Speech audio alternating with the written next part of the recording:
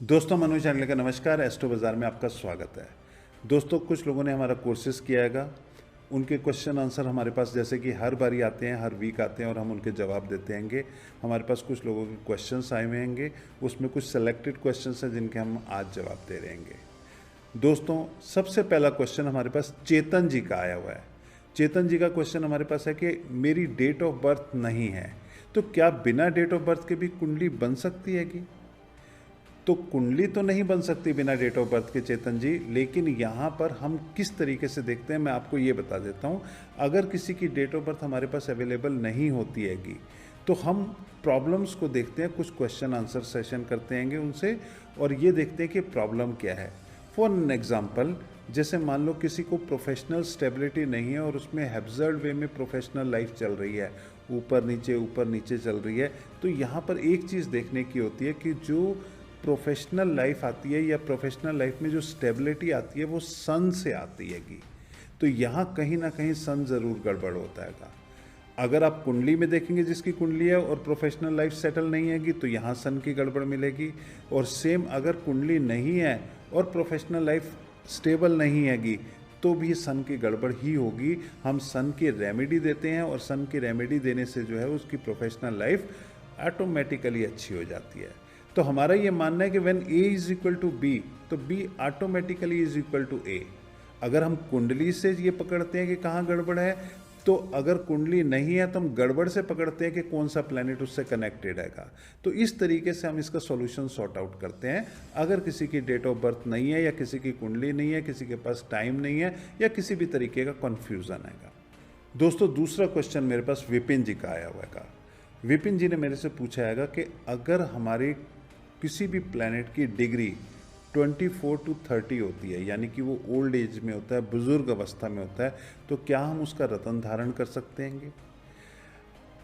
विपिन जी, यहाँ एक चीज़ देखने की है कि ये इंपॉर्टेंट नहीं है कि डिग्री 24 to 30 है। अगर डिग्री 24 to 30 है यानी कि ओल्ड एज के अंदर, तो ऑटोमेटिकली वीक तो है ही सही वो प्लैनेट। इंपॉर्टेंट चीज़ ये है कि वो एनिमी तो नहीं है कहीं। अब जो प्लैनेट अगर एनिमी है, ग्रेट एनिमी है या डेविल है, नीच का हैगा, तो उनके रत्न कभी धारण नहीं किए जाते। तो अगर कोई भी ऐसा प्लैनेट है जिसकी डिग्री 24 to 30 है लेकिन कुंडली में वो नीच का दिखा रहेगा, यानी कि डेविल दिखा रहेगा या शत्रु है, अति शत्रु है, तो उसका कभी भी रत्न धारण नहीं करना हैगा। लेकिन अगर कोई प्लैनेट है जो उच्च का है या फ्रेंड है या ग्रेट फ्रेंड हैगा, मित्र है, तो उसका रत्न धारण करेंगे। अगर उसकी डिग्री 24 to 30 है यानी कि वो ओल्ड एज के अंदर है, तो उसको एनहांस करेंगे, उसकी पावर को बढ़ाएंगे। तो रत्न उसी का धारण करेंगे जो मित्र है, शत्रु का रत्न धारण नहीं करेंगे, डिग्री 24 to 30 चाहे हो। तीसरा क्वेश्चन मेरे पास रिया जी का आया हैगा। रिया जी ने मेरे से पूछा कि मैं आपसे कंसल्ट करना चाहती हूँ अपनी कुंडली के बारे में, तो किस तरीके से कर सकती हूँ? तो रिया जी, हमारे यहाँ पे डिस्क्रिप्शन में आपको हमारे फ़ोन नंबर्स मिलेंगे। आप उन फ़ोन नंबर पे कांटेक्ट कीजिए, हमारे स्टाफ से आपकी बात होगी, वो आपको पूरी डिटेल बताएंगे कि आपका मेरे से कैसे कंसल्टेशन बुक होगा और आप मेरे से कंसल्टेशन कर सकते हैंगे। अगला क्वेश्चन हमारे पास आया नरेंद्र जी का। नरेंद्र जी पूछते हैंगे कि ऑड और इवन जो राशियाँ होती हैं, इनकी डिग्रीज डिफरेंसेस भी कुछ होते हैं, यानी कि इनकी डिग्री भी क्या ऑड इवन में होती हैं या इनके डिग्री के अलग होते हैंगे? तो यहाँ पर नरेंद्र जी मैं आपको ये बताना चाहूँगा, चाहे राशियाँ ऑड हों या राशियाँ इवन हों, डिग्रीज एक ही स्टैंडर्ड पे चलती हैं सबकी सबकी। यहाँ पर कोई भी राशि हो 0 to 30 डिग्री ही चलेगी। 0 to 6 degree childhood stage, 6 to 12 teenager, 12 to 18 proper young age in full power, 18 to 24 middle age and 24 to 30 old age. ये पैटर्न सबके लिए फिक्स है, चाहे वो ऑड हो राशि हो चाहे वो इवन राशि हो। प्लैनेटरी पोजीशन यही रहेगी, प्लैनेट्स की डिग्री यही चलती रहेगी। नेक्स्ट क्वेश्चन मेरे पास रजनी जी का आया हैगा। रजनी जी ये मेरे से पूछते हैं कि आप स्टोन्स या क्रिस्टल्स को कैसे एनर्जाइज करते हैं? तो यहाँ पे रजनी जी मैं आपको बताना चाहूँगा कि स्टोन्स या क्रिस्टल्स को एनर्जाइज करने के बहुत सारे तरीके होते हैं और बहुत से लोग अपने अपने तरीक़ों से इसको एनर्जाइज करते हैंगे। अब यहाँ पर कुछ लोग मंत्रों से भी एनर्जाइज करते हैं, कुछ लोग चांदनी रात में रखकर उस तरीके से भी कर सकते हैं, नमक के पानी से भी करते हैं, और भी बहुत तरीक़ों से करते हैं।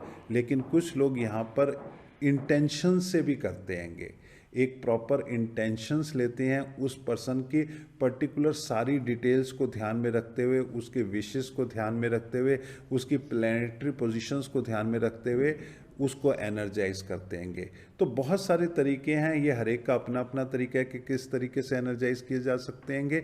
बहुत से लोगों ने बहुत तरीके डेवलप कर रखे हैंगे, लेकिन ये है कि एनर्जाइज अगर अच्छे तरीके से किया गया है तभी क्रिस्टल या स्टोन प्रॉपर काम करता है। अगर ढंग से एनर्जाइज नहीं किया गया हो तो वो उस तरीके से रिजल्ट्स नहीं देता हैगा।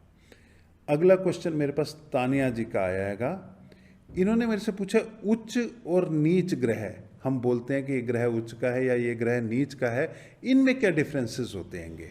उच्च ग्रह क्या होता हैगा और नीच ग्रह क्या होता है? तो दोस्तों यहाँ पर किस राशि में कौन सा प्लैनेट बैठा हुआ हैगा उसके ऊपर फर्क पड़ता हैगा। जैसे कि अगर सूर्यदेव की बात करें तो सूर्यदेव नंबर 1 राशि के अंदर उच्च के होते हैंगे और नंबर 7 के अंदर नीच के माने जाते हैंगे। तो अब उच्च और नीच में फ़र्क क्या होता है? उच्च और नीच के अंदर फ़र्क ये होता है, ये ज़रूरी नहीं जो प्लैनेट उच्च का हो वो आपको हमेशा ही अच्छे रिजल्ट्स देगा, और ये भी ज़रूरी नहीं जो प्लैनेट नीच का हो वो हमेशा ही खराब रिजल्ट्स देगा। लेकिन यहाँ पर कोई भी प्लैनेट उच्च का या नीच का होता हैगा, वहाँ पर जब भी वो रिजल्ट्स देता हैगा तो जो उच्च का प्लैनेट होता है वो अपनी उच्चता, अपना स्टैंडर्ड को मेंटेन रखता हैगा। अगर मैं सिंपल एक नॉर्मल शब्दों में बात करूं, क्योंकि टेक्निकल नहीं समझ पाएंगे आप, और अगर कोई नीच का हो तो वो अपनी नीचता पे आ जाता हैगा, वो इस तरीके के रिजल्ट्स देने लग जाता हैगा कि आपको बहुत ज़्यादा नुकसान दे देता है या टॉर्चर तक कर देता हैगा। तो यहाँ थोड़ा सा ये इस चीज़ का डिफरेंस, बहुत सारे डिफरेंसेस होते हैं इस चीज़ को समझने के लिए, मगर मोटा मोटी ये चीज़ है कि ऐसा कोई ज़रूरी नहीं है कि उच्च का प्लैनेट है तो हमेशा अच्छे रिजल्ट्स देगा या नीच का प्लैनेट है तो हमेशा ही खराब रिजल्ट्स देगा, ऐसा नहीं हैगा। अगला क्वेश्चन मेरे पास राहुल जी का आया है। राहुल जी का भी सेम क्वेश्चन है कि नहीं, इनका क्वेश्चन है कि बेसिक और एडवांस कोर्स में क्या डिफरेंस हैगा। हमारे 2 कोर्सेज चलते हैं, एक बेसिक कोर्स चलता हैगा, एक एडवांस कोर्स चलता है, तो इन दोनों में क्या डिफरेंस है ये हमसे जानना चाहते हैं।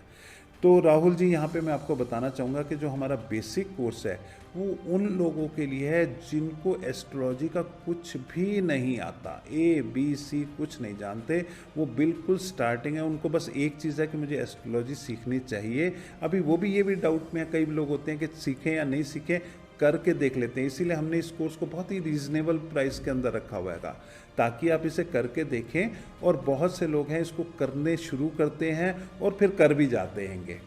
तो दोस्तों यहाँ पर जो है एस्ट्रोलॉजी का जो बेसिक कोर्स है उसमें बिल्कुल बेसिक इन्फॉर्मेशन है, आपको कुछ नहीं आता वहाँ से हमने स्टार्ट किया है, ABC से स्टार्ट किया हुआ है, और कैसे ये एस्ट्रोलॉजी काम करती है इसके बारे में हमने बताया हुआ है।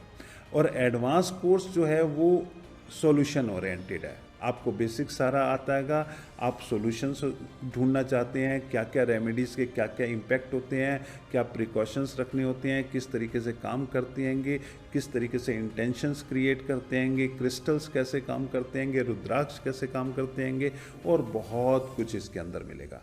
तो ये एडवांस कोर्स जो है बेसिक कोर्स से अलग हो जाता है, ये सॉल्यूशन ओरिएंटेड हो जाता है। बेसिक बिल्कुल जहाँ पे स्टार्टिंग है वहाँ से शुरू हो जाता है काम। अगला क्वेश्चन मेरे पास खुशी जी का आया है। इन्होंने लिखा है how can eye contact you.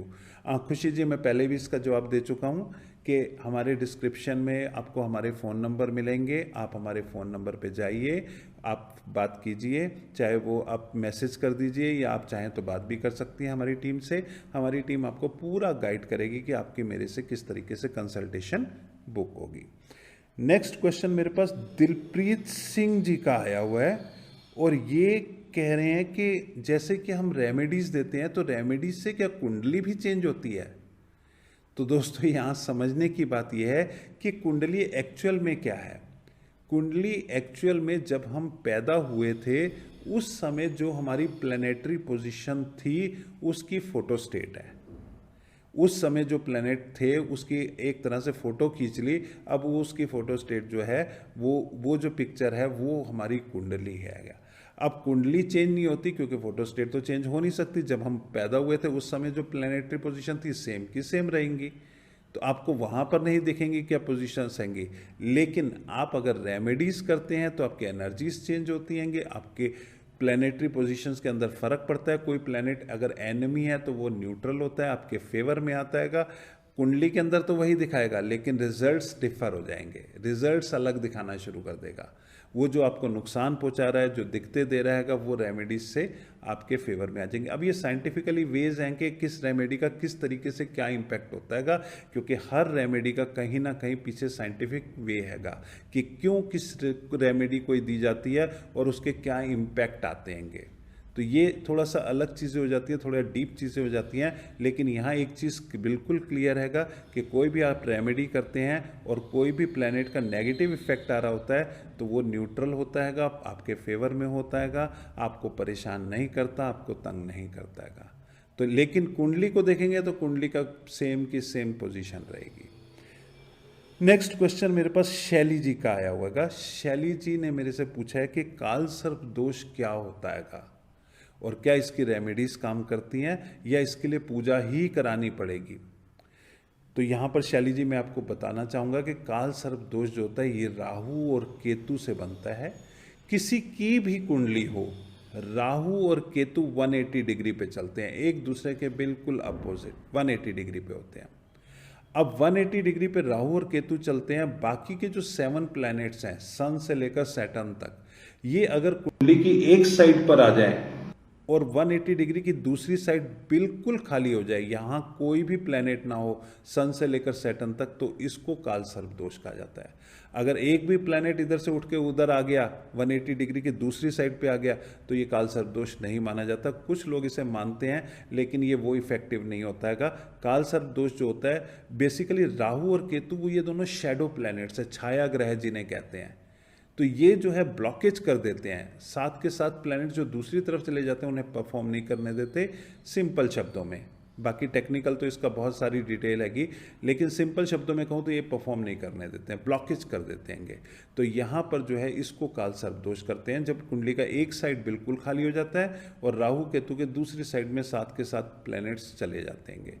अब यहाँ पर बहुत से लोग पूजा कराते हैं, अलग अलग जगह पे जाके पूजा कराते हैं। ऑफकोर्स पूजा से भी फ़र्क पड़ता हैगा, लेकिन हम लोग थोड़ा सा जो है रेमेडीज़ पे बिलीव करते हैं, क्योंकि हमारा ये मानना है कि जो काम आप अपने हाथ से करते हो उससे ज़्यादा बेटर कोई नहीं कर सकता, क्योंकि आप अपने लिए जो इंटेंशंस रखोगे कोई भी दूसरा व्यक्ति आपके लिए वो इंटेंशंस नहीं रख सकता हैगा, इवन मैं भी नहीं। तो सेम रेमेडीज़ जो आप अपने हाथ से करते हो, अपने दिल से करते हो, अपनी इंटेंशन से करते हो, वो बहुत जल्दी और बहुत बढ़िया इम्पैक्ट रहती है। हाँ, सिंपल सी चीज़ है कि रेमेडीज सही होनी चाहिए, क्योंकि जिससे आप कंसल्ट कर रहे हो वो आपको सही गाइड करे, ये इंपॉर्टेंट है, बट ये डेफिनेटली काम करती हैं। तो दोस्तों, आज के क्वेश्चन आंसर सेशन में हमने कुछ क्वेश्चंस लिए जिनके हमने जवाब दिएंगे। आपका भी अगर कोई भी क्वेश्चन है तो आप हमारे को हमारी साइट help.astrobazaar@gmail.com आपको डिस्क्रिप्शन में भी मिल जाएगा। इस पे आप अपना कोई भी क्वेश्चंस आपका है, कोई भी क्वेरी जानना चाहते हैं, आप हमें लिख कर भेजिए। हम आने वाले जूम सेशंस में आपकी क्वेरीज ज़रूर लेंगे और उनका सॉल्यूशन कोशिश करेंगे कि बेस्ट से बेस्ट आपको दे सकें। आपका दोस्त मनोज शांडिल, थैंक यू।